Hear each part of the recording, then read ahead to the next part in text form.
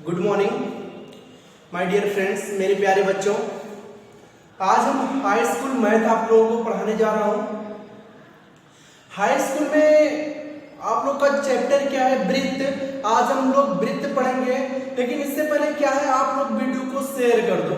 ठीक, आप लोग वीडियो को शेयर कर दो और सभी लोग लाइक कर दो। इसके बाद हम पढ़ाना स्टार्ट करते हैं। ठीक, तो कुछ बच्चे कर भी रहे हैं, तो आप लोग कर दीजिए और शेयर अपने दोस्तों के पास कर दीजिए, जैसा कि आप पढ़ें तो आपका फ्रेंड भी पढ़े। हम लोग यहां से वृत्त पढ़ेंगे। सबसे पहले वृत्त। अब आपको ये पता होगा जो वृत्त है वो हमारा 10 चैप्टर है। चैप्टर क्या है? 10 है और एनसीईआरटी पैटर्न पर आधारित है। ठीक है, एनसीईआरटी पैटर्न पर आधारित है और चैप्टर तो आपके सामने देख सकते हैं। ठीक है, ये है, यही बुक है आपका, इसी बुक से आपको पढ़ना है। ओके, तो हम लोग चलते हैं वृत्त। तो सबसे पहले हम बात करते हैं वृत्त की कि वृत्त आखिर होती है क्या? वृत्त आखिर होता है क्या? हम लोग छोटे छोटे जो भी होंगे सभी पार्ट इसके हम लोग बहुत अच्छे से इसमें डिसाइड करेंगे जो वृत्त है ये। ठीक, हम लोग सबसे पहले बात करते हैं कि आखिर वृत्त होता है क्या। ठीक, तो हम वृत्त की परिभाषा खुद बनाएंगे। ऐसा नहीं कि कहीं लिखा हो हम कॉपी कर लें। ठीक है, मैं जो आपको परिभाषा बताऊंगा आप कहीं भी नहीं पाओगे।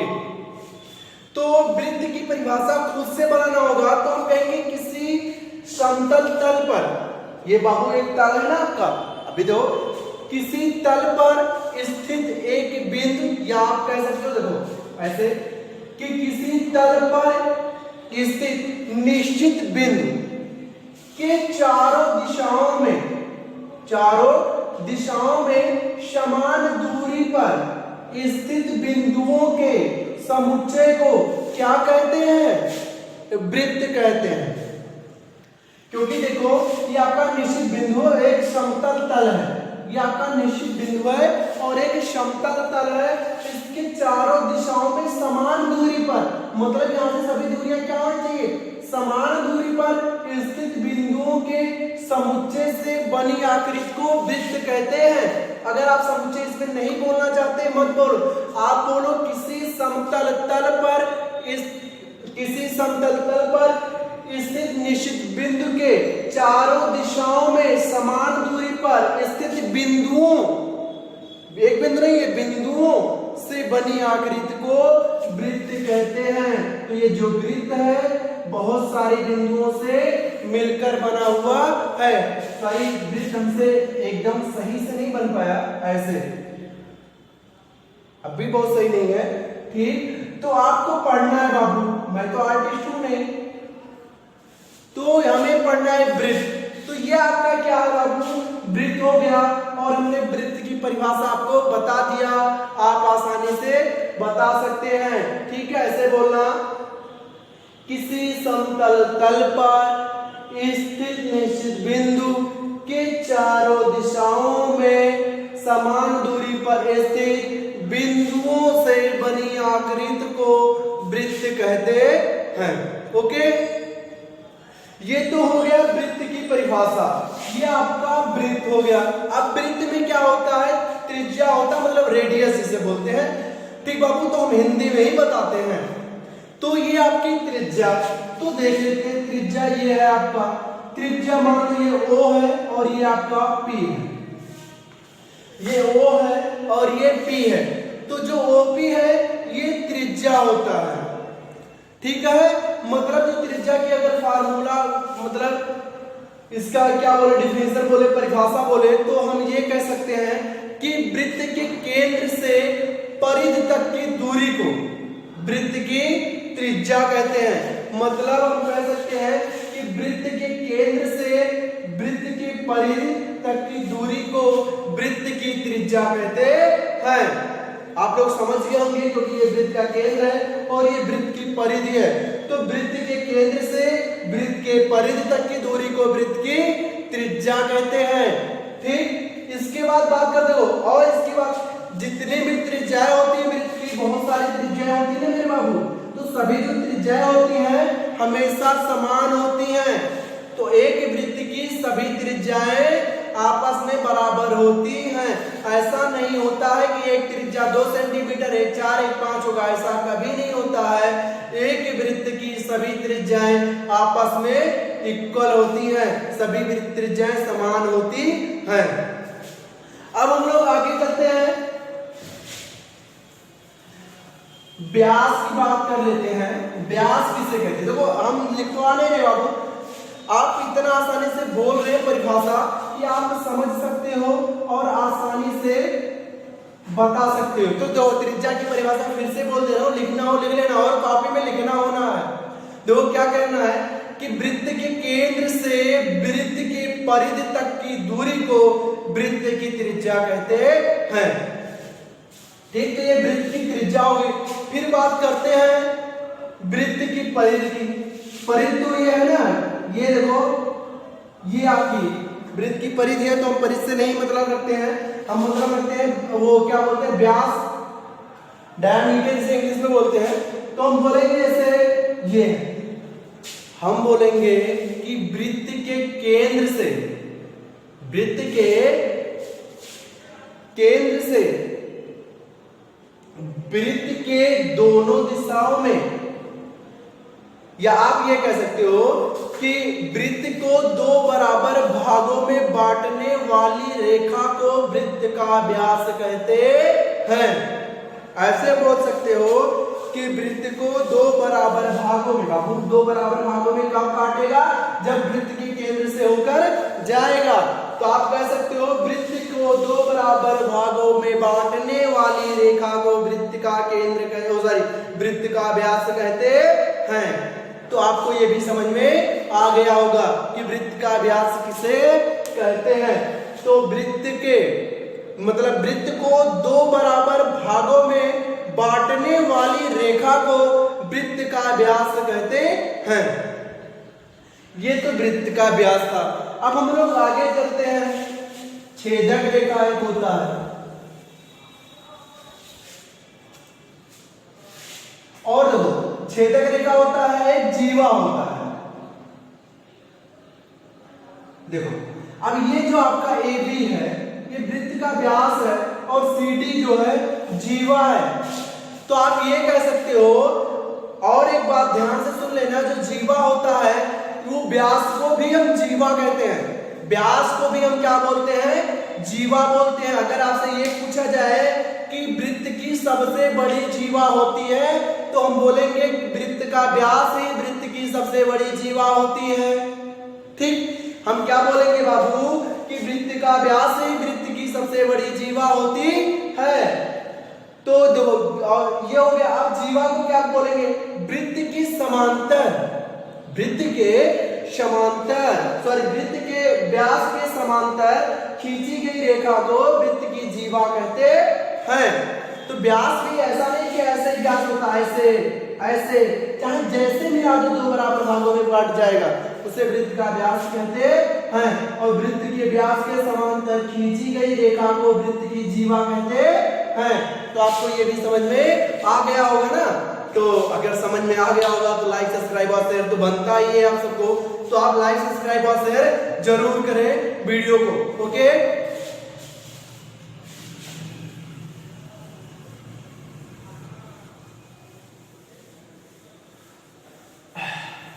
अब देख लेते हैं हम लोग आगे। आगे क्या कह रहा है? अब हमें छेदक रेखा की बात करते हैं।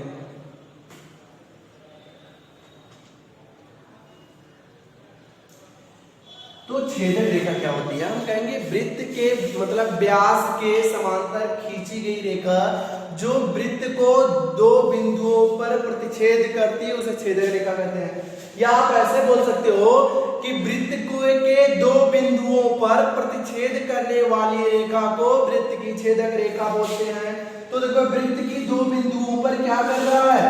प्रतिच्छेद कर रहा है। तो वृत्त की 2 बिंदुओं पर प्रतिच्छेद करने वाली रेखा को वृत्त की छेदक रेखा कहते हैं। तो ये भी आप लोगों को समझ में आ गया होगा कि वृत्त की छेदक रेखा किसे कहते हैं। तो वृत्त को 2 बराबर मतलब वृत्त के 2 बिंदुओं पर छेद करने वाली रेखा को वृत्त की छेदक रेखा कहते हैं। तो ये भी आपको समझ में आ गया होगा। अब बात करते हैं स्पर्श रेखा की।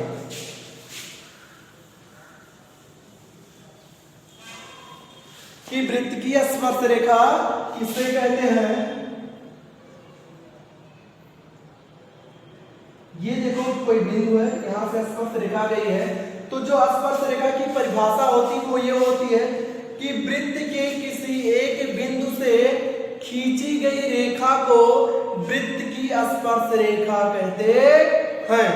क्या कहते बाबू मेरे, कि वृत्त के किसी एक बिंदु से वृत्त पर या वृत्त की परिधि पर वृत्त के परिधि के किसी एक बिंदु से खींची गई रेखा को वृत्त की स्पर्श रेखा कहते हैं। ठीक, स्पर्श का मतलब जो उसको स्पर्श करते हुए निकल जाए। और किसी एक बिंदु से वृत्त के परिधि के किसी एक बिंदु से सिर्फ एक ही स्पर्श रेखा खींची जा सकती है, अन्य स्पर्श रेखाएं खींची नहीं जा सकती हैं।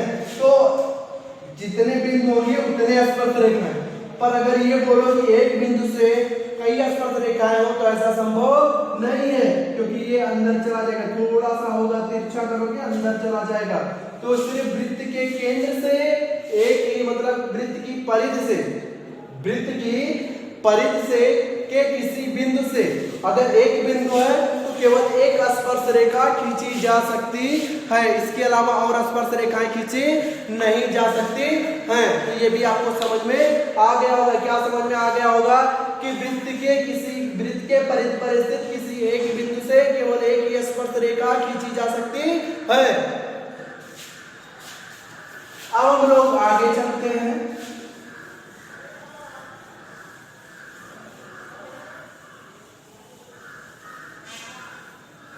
देखो आगे क्या है मेरे बाबू, देख लेते हैं। तो किताब में भी होगा कि वृत्त के एक बिंदु पर केवल एक स्पर्श रेखा होगी। ओके,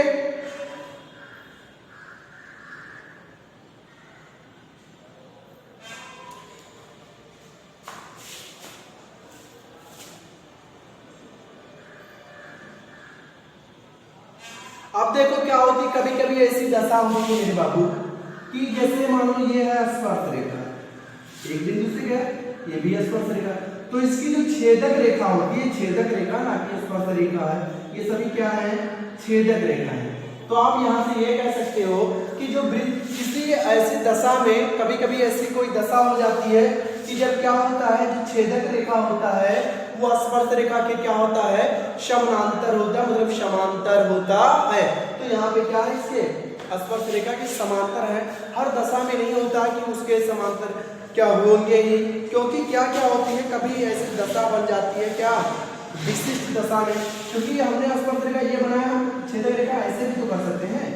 तो कभी कभी ऐसी दशा हो जाती है कि जो छेदक रेखाएं होती हैं वो स्पर्श रेखा के समांतर होती हैं। ये जो इस दशा में हो, तो जैसे ये सीधा वाला, ये नहीं, ओके,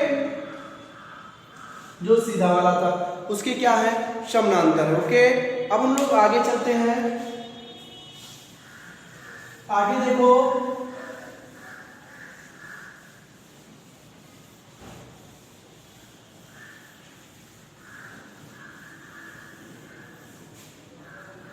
आगे क्या कह रहा है, आगे कह रहा है कि हाँ, आगे कह रहा है देखो कि वृत्त रेखा, ये हमें एक प्रूफ करने वाला सवाल आ गया बाबू। देखो ऐसे, ये आपका क्या है, केंद्र है, और ये क्या है, त्रिज्या है, और ये क्या है आपका स्पर्श रेखा है।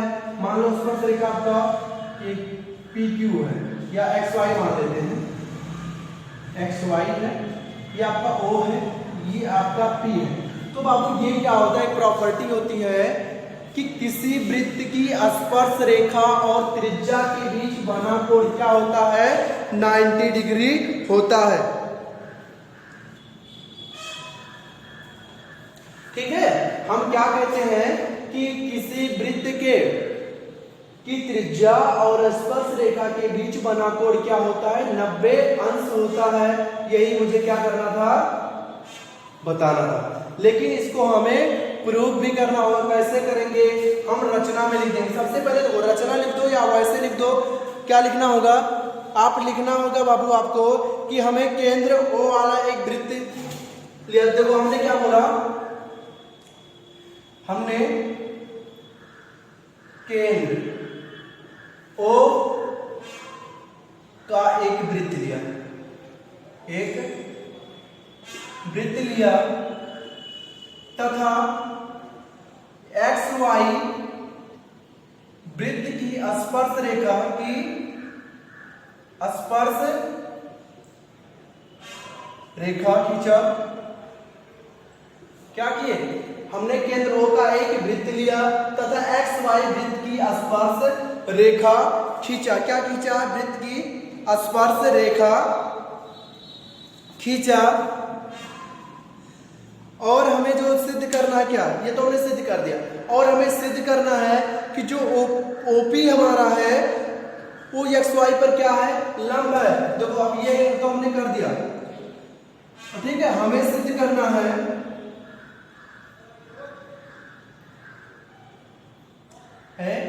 कि जो आपका ओपी है वो लंब किस पे है, एक्स वाई पर लंब है।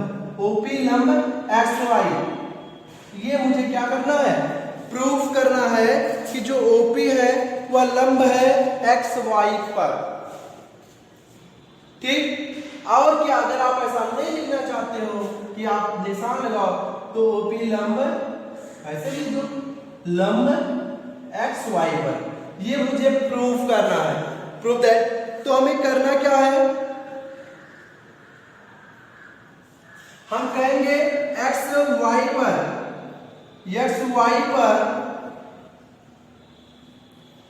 एक बिंदु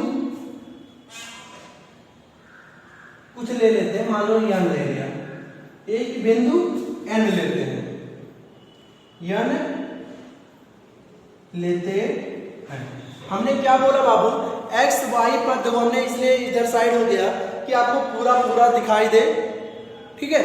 हमने क्या कर लिया कि सबसे पहले एक्स वाई पर एक बिंदु क्या कर लिया, n ले लिया, और जो n बिंदु है वो p के अतिरिक्त है, ठीक है। किसके अतिरिक्त है, एक अन्य बिंदु लिख सकते हो आप, एक अन्य बिंदु। अन्य बिंदु का मतलब ये हो जाएगा, एक अन्य बिंदु का मतलब ये हो जाएगा कि p के अतिरिक्त एक अन्य बिंदु हमने क्या ले लिया, n ले लिया, ठीक है। और इसके बाद बोलेंगे n लेते हैं या ले लिया, ठीक है। आगे बढ़ाते हैं, और ओ एन को मिलाया, तो ओ एन को हमने क्या कर दिया, मिला दिया। तो आपको एक ट्रायंगल बन रहा होगा, क्या बन रहा होगा, एक ट्रायंगल बन रहा होगा, ठीक। और हम बोलेंगे जो वृत्त आपका यन है, जो वृत्त आपका क्या है, यन है, वो सॉरी वृत्त यन कह रहे, जो बिंदु है यन है, जो बिंदु यन है वो वृत्त के बाहर होनी चाहिए। जो आपका वृत्त यन है, सॉरी बिंदु यन है, वो वृत्त के बाहर होना चाहिए, ठीक है। तो ये आपका बाहर हो जाएगा, क्योंकि हमने क्यों कहा बाहर होना चाहिए, आपको ये डिसाइड करना हमने क्यों कहा बाहर होना चाहिए। हमने इसलिए कहा बाहर होना चाहिए क्योंकि यदि बिंदु यन वृत्त के अंदर होगा तो एक्स वाई एक छेदक रेखा हो जाएगी, एक छेदक रेखा हो जाएगी ना बाबू, क्योंकि अगर एक अंतर होगा तो ऐसे कहीं जाएगा, तो एक्स वाई एक छेदक रेखा हो जाएगा, ना कि स्पर्श रेखा रह जाएगा, ठीक है। तो ये आपका क्या हो जाएगा, एक छेदक रेखा हो जाएगी, जो कि वृत्त की स्पर्श रेखा नहीं होगी। ठीक है, लिख सकते हैं जो कि वृत्त की स्पर्श रेखा नहीं होगी, जो कि क्या होगा, वृत्त की स्पर्श रेखा नहीं होगी। अतः आप ये कह सकते हो कि ओपी त्रिज्या से ओएन क्या होगा, आपका बड़ा होगा। क्यों बड़ा होगा, क्योंकि ये इसके वृत्त के बाहर है। ठीक है, तो यहां पे तो लिखा नहीं जा सकता, अब हम लिख दे रहे हैं। और ऊपर थोड़ा सा ऊपर से आप, एक मिनट, हमने ये सब मिटा के थोड़ा सा ऊपर लिख दे रहा हूं। ठीक है, तो इसलिए क्या बोल गया कि ओपी त्रिज्या ओ एन से छोटा हो गई। आप यहां पे लिख दो ओ एन ओपी त्रिज्या से बड़ा होगा, ओ एन ओपी त्रिज्या से क्या होगा, बड़ा होगा। अर्थात ओपी इज ग्रेटर देन, मतलब ये क्या हो जाएगा आपका ओएन। आपका क्या है बाबू, ओएन जो है ओपी से बड़ा है। अब यहां से इतना आपको ये पता हो गया कि जो ओएन है वो ओपी से क्या है, बड़ा है। अब जब ये बड़ा है तो जितने भी बिंदु होंगे, मतलब एक्स वाई पे, वो सभी क्या होंगे, ओपी से क्या होंगे, सभी बड़े होंगे।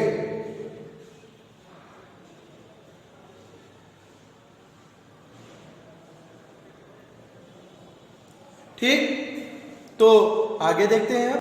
ठीक, तो आप ये कह सकते हो, देखो अब यहां से इतना हो गया ना, आप बोलोगे एक्स वाई पर बिंदु P के अतिरिक्त सभी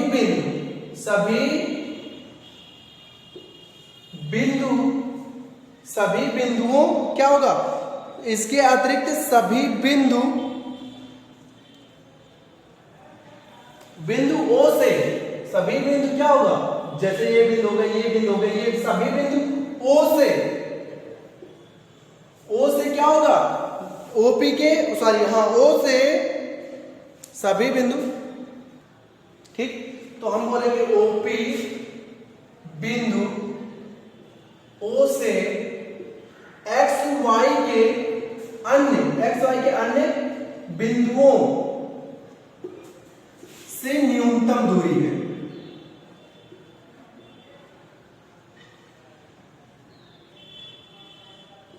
न्यूनतम दूरी है, क्या है बाबू, क्या इससे क्या है, न्यूनतम दूरी है। कहने का मतलब है जो आपका ओपी होगा वो इसके अन्य बिंदु से जितने भी रेखा खींचे जाएंगे उससे क्या होगा, हमेशा छोटा होगा। इसलिए ओपी एक्स वाई पर लंब है, इसलिए ओपी एक्स वाई पर लंब है। क्या है, लंब है। और यदि लंब है तो आप कह सकते हो, इसलिए ओपी एक्स वाई पर क्या है, लंब है। तो आपको फिर से मैं बता देता हूं कि सबसे पहले हमने यहां से लिखना स्टार्ट किया कि हमने केंद्र O का एक वृत्त लिया तथा एक्स वाई वृत्त की स्पर्श रेखा खींच दिए, कोई दिक्कत नहीं। तो ये जो खींचा है हमने स्पर्श रेखा खींचा और हमें सिद्ध करना कि ओपी एक्स वाई पर क्या है, लंब है, कोई दिक्कत नहीं। फिर हमने लिखा कि हम सिद्ध करना है कि ओपी लंब है एक्स वाई पर, ठीक है। फिर एक्स वाई पर एक अन्य बिंदु हमने n लेते हैं, क्या लेते हैं, n लेते हैं और ON को मिला दिया, हमने मिला दिया। फिर कहते हैं जो बिंदु n है वो वृत्त के बाहर होनी चाहिए, n जो है वृत्त के बाहर होनी चाहिए। क्यों बाहर होनी चाहिए, क्योंकि ये वृत्त के अंदर हो जाएगी तो ये क्या हो जाएगी, स्पर्श रेखा ना रह करके छेदक रेखा बन जाएगी। फिर हमने लिखा, तो लिख दिया फिर, क्योंकि स्पर्श रेखा नहीं होगी। फिर ON OP त्रिज्या से बड़ा होगा, ON OP त्रिज्या से बड़ा होगा क्योंकि वृत्त के बाहर है, वृत्त पर है। ठीक, तो वृत्त के बाहर की दूरी वृत्त की त्रिज्या से तो बड़ा ही होगा। फिर क्या होगा, OP आप ऐसा लिख सकते हो कि ON OP से क्या है, बड़ा है। फिर XY पर बिंदु P के अतिरिक्त सभी बिंदु ओपी बिंदु ओ से एक्स वाई के अन्य बिंदुओं से न्यूनतम दूरी पर है। कहने का मतलब जितने भी बिंदु से अगर आप खींचोगे ऐसे ऐसे तो सभी क्या होंगे, इससे न्यूनतम दूरी पर होंगे। क्या होंगे, न्यूनतम दूरी पर होंगे, इधर भी। ओके, तो यहां से इस प्रकार से आप कह सकते हो कि जो ये है ओपी वो एक्स वाई पर लंब है, अर्थात कोण ओपी एन हमेशा क्या होता है 90 डिग्री होता है। तो यहाँ पे ऐसा नहीं बोल के ऐसा बोलते हैं कि किसी वृत्त की त्रिज्या और स्पर्श रेखा के बीच बना कोण 90 अंश का होता है। ये ध्यान देना, सभी सवालों में इसका यूज है कि किसी वृत्त की स्पर्श रेखा और त्रिज्या के बीच बना कोण 90 अंश का होता है। ओके, आप इसे ध्यान देना। फिर हम लोग क्या करेंगे, आगे पढ़ेंगे, सवाल को हल करेंगे, मेहनत से करेंगे। तो अगर हमें सवाल को हल ही करना है तो कर लेते हैं। आपको 10.1 पढ़ाने जा रहा हूं।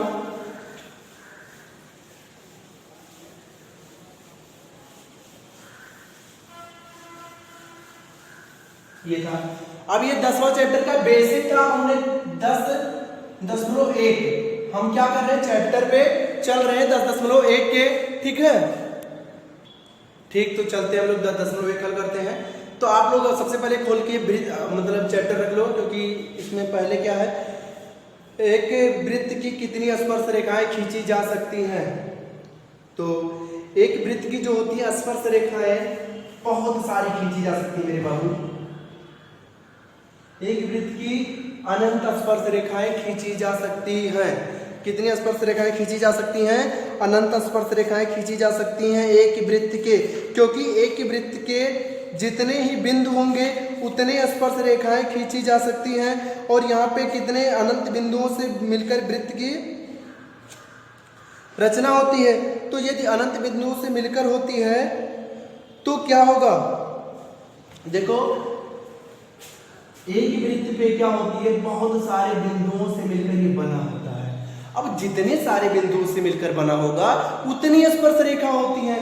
तो यहाँ पे हमें ये नहीं पता है कितनी स्पर्श रेखाएं होती हैं। तो यहाँ पे हम बोलेंगे मेरे बाबू कि एक वृत्त की अनंत स्पर्श रेखाएं हो सकती हैं, अर्थात अपरिमित रूप से अनेक बहुत सारे स्पर्श रेखाएं हो सकती हैं एक वृत्त की। ठीक, अब हम लोग आगे देखते हैं अगला सवाल। आप हो गए ना, इसका आंसर यही है, अपरिमित रूप से अनेक बहुत सारे स्पर्श रेखाएं खींची जा सकती हैं। देख लेते हैं, ऐसे फिर ऐसे, ठीक है, फिर ऐसे फिर ऐसे फिर ऐसे फिर ऐसे फिर ऐसे फिर ऐसे, मतलब जितनी स्पर्श रेखाएं ऐसे ऐसे हैं, ऐसे ऐसे, मतलब बहुत सारे स्पर्श रेखाएं खींची जा सकती हैं। अब हम लोग आगे देखते हैं सवाल नंबर दूसरा इसका।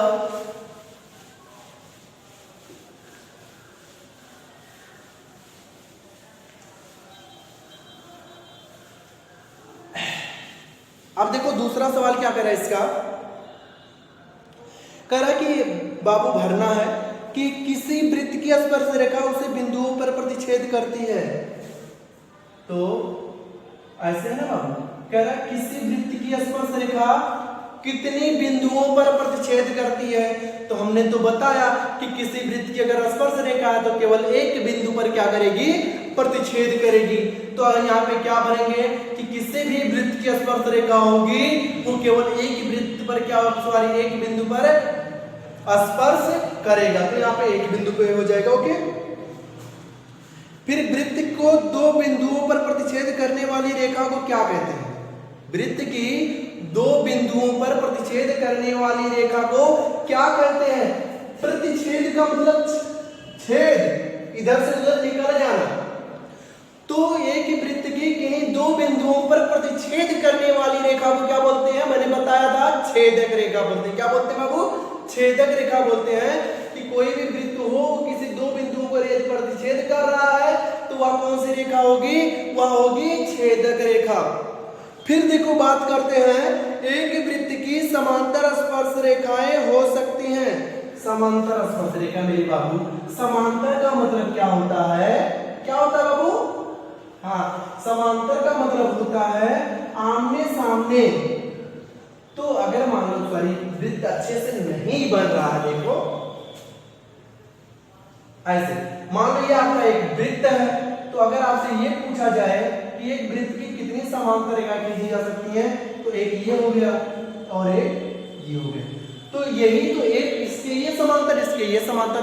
और बताओ अगर मान लो ऐसे खींच देते हैं तो ये इसके समांतर, ना कि ये इसके समांतर है, तो केवल दो, चाहे ये दो ले लो चाहे ये दो ले लो, तो किसी वृत्त की केवल दो समांतर रेखाएं खींची जा सकती हैं। कितनी समांतर रेखाएं खींची जा सकती हैं? दो समांतर रेखाएं खींची जा सकती हैं। इसके बाद है कि वृत्त तथा उसकी स्पर्श रेखा के उभयनिष्ठ बिंदु को क्या कहते हैं बाबू?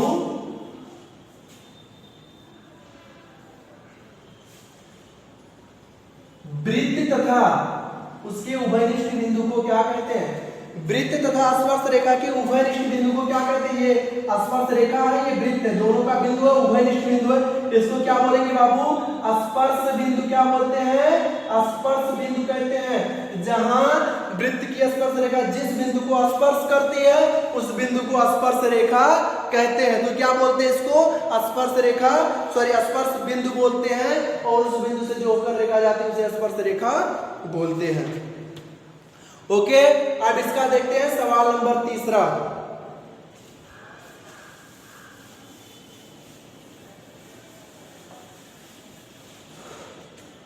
सवाल नंबर 3 क्या कह रहा है इसका? ये तो दूसरे का सभी था। कह रहा है कि 5 सेंटीमीटर त्रिज्या वाले एक वृत्त के बिंदु पर P पर स्पर्श रेखा PQ के केंद्र O से जाने वाली रेखा से, बाबू देखो एक बात और, अगर आपके पास सवाल किताब नहीं है तो आप सबसे पहले क्या कर लो? किताब खरीद लो।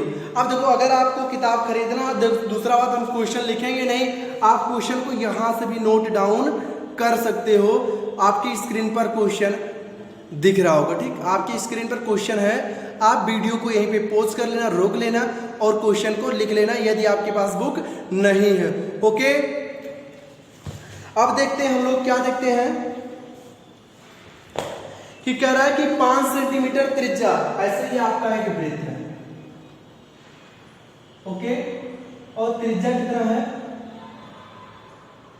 मान लो ये है आपका, यहां नीचे लेते हैं 5 सेंटीमीटर इसका त्रिज्या है। और क्या कह रहा है? बिंदु P पर स्पर्श रेखा, ये बिंदु P है, इसी पे क्या है? स्पर्श रेखा है। स्पर्श रेखा PQ को केंद्र O से जाने वाली, केंद्र क्या है? O है, समझ रहे हो ना? केंद्र O से जाने वाली एक रेखा से बिंदु Q पर इस प्रकार मिलती है कि OQ बराबर 12 सेंटीमीटर। ये क्या बोलते हैं? इससे क्या है? एक बाहर कोई बिंदु Q है और ये स्पर्श रेखा ऐसे गई है और जहां मिल रही कहां भी जा रही? Q तक जा रही है, और ये कहां से? ऐसे ये भी गया हुआ है। तो आपको सबसे पहले देखना है कि आपके Q है, और ये कह रहा कि OQ जो है आपका वो 12 सेंटीमीटर। क्या है? 12 सेंटीमीटर है। तुम्हें PQ की वैल्यू ज्ञात करना है। तो देखो अब आपको बताना है कि इसमें से 90 अंश कौन है। तो आप सीधा बोलोगे सर ये 90 अंश दिख रहा है, ये नहीं है 90 अंश। हमने क्या बोला था कि स्पर्श रेखा और त्रिज्या के बीच बना कोण क्या होता है? 90 अंश। दिखे चाहे ना दिखे, ये आपका 90 डिग्री होगा। क्या होगा? ये आपका 90 डिग्री होगा। अगर ये 90 तो ये आधार, ये लंब है। क्या है? ये आधार है और ये लंब है। अगर ये 90 होता तो ये आधार, ये लंब होता, बट क्या 90? ये क्यों 90? हमने पहले ही बताया कि स्पर्श रेखा और त्रिज्या के बीच बना कोण 90 डिग्री होता है। तो यहां से आपका मिल गया क्या? हम कहेंगे त्रिभुज OPQ में क्या है? OPQ ही है, और OPQ में कोण OPQ इक्वल टू कितना है? 90 अंश। OPQ इक्वल टू क्या? 90 अंश है, और OP इक्वल टू 5 सेंटीमीटर और OQ इक्वल टू 12 सेंटीमीटर। हमें ज्ञात करना है PQ, स्पर्श रेखा PQ की लंबाई यही ज्ञात करना है हमें। तो हम कहेंगे पाइथागोरस प्रमेय से, पाइथागोरस प्रमेय से। तो पाइथागोरस प्रमेय क्या होता है? क्या होता है बाबू? कर्ण का स्क्वायर इक्वल टू, कर्ण का स्क्वायर इक्वल टू आधार का स्क्वायर प्लस लंब का स्क्वायर। तो देखो कर्ण का स्क्वायर अर्थात OQ का स्क्वायर, यही तो कर्ण है आपका। ये आपका कर है, अगर ये लंब आधार ये लंब तो कड़ क्या होगा, यही होगा ना, मतलब कोड के सामने वाली क्या को कड़ कहते हैं। तो क्यू का स्क्वायर और ये ओपी का स्क्वायर, सॉरी पहले जाए वही ओ क्यू का स्क्वायर, ओ क्यू पी का स्क्वायर, सॉरी क्यू पी का स्क्वायर प्लस ओ पी का स्क्वायर। अब देख लेते हैं यहाँ से ओ क्यू का मतलब 12 का स्क्वायर बराबर क्यू पी का स्क्वायर का मतलब ऐसे ही रहेगा और प्लस 5 का स्क्वायर, तो ये हो जाएगा 144 बराबर ओपी प्लस ओपी का स्क्वायर प्लस 25।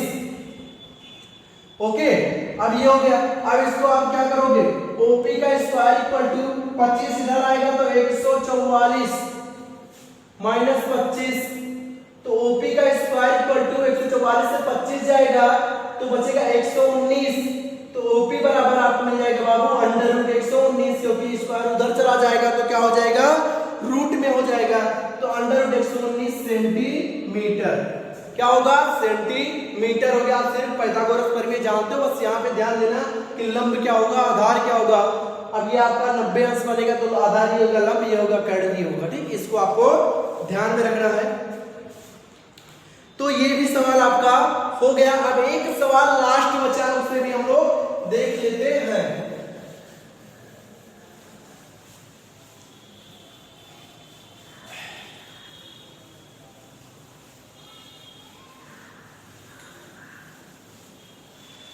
अब लास्ट सवाल आपका क्या कह रहा है, कह रहा एक वृत्त खींचिए और एक दी गई रेखा के समांतर दो ऐसी रेखा खींचिए कि उनमें से एक स्पर्श रेखा हो तथा दूसरी छेदक रेखा हो, एक स्पर्श रेखा हो तथा दूसरी छेदक रेखा हो। तो बाबू ऐसे एक बना लो, आप सिर्फ बनाना है। ये आप मान लो वृत्त है, ठीक, ये आपका छेदक रेखा है और उसी के समांतर ये आपका स्पर्श रेखा है। आप यहाँ पे PQ लिख देना, यहाँ पे LM लिख देना, ये आपका O हो जाएगा, या आप कुछ भी लिख देना, Q लिख देना। ओके, बोल देना कि रेखा QP, ये आपका QP है, ये मान लो जाना QP छेदक रेखा है, रेखा है तथा LM स्पर्श रेखा है और PQ समांतर किसके हैं, LM के हैं, समांतर का चिन्ह है, क्योंकि LM क्या होना, समांतर होना चाहिए। इसी प्रकार से हमें बनाना था। तो बाबू इस वीडियो में यहीं तक, ठीक है। बाकी आप लोग क्या करो, वीडियो को शेयर कर दिया करो, लाइक कर दिया करो, सब्सक्राइब कर दिया करो, ठीक, जिससे हमें भी उत्साहित हो कि हमें और मेहनत से और अच्छा वीडियो बनाना है, ठीक। तो आज का वीडियो यहीं तक, फिर अगले एपिसोड कहने का, अगले एपिसोड में मिलेंगे हम लोग आपके साथ। तब तक के लिए नमस्कार, जय हिंद।